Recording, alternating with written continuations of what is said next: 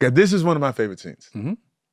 And I remember because Eris hadn't had to do a lot of heavy lifting up until this point in the show or whatnot. And I even remember Ken coming up to me. He's like, "Oh, she's got a lot in this one." I was like, "You think she's gonna be okay?" I said, "I think she's gonna be fine." Mm-hmm. Like I really do think she's got a big personality. Yeah. So she's as sweet as can be. But like I saw how she was sort of like building up to it, and like she would ask questions about things or whatnot. I said, I think if you know your lines first and foremost, and you just try to live that truth as authentically as possible, the nerves that come along with it, the fear of not being accepted, etc. I said, I think it's going to be great. Right there, yeah.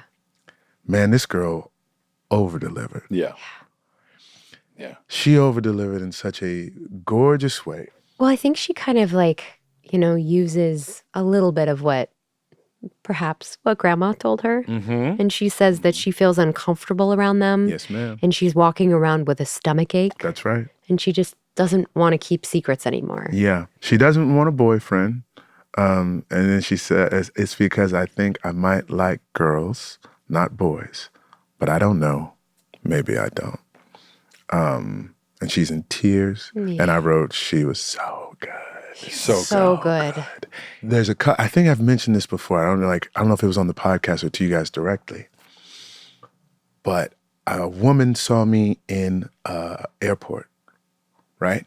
And she comes up to me directly and she says, when my daughter came out to me, I was not as gracious or graceful as you and Beth were with Tess. But I'm going to do better.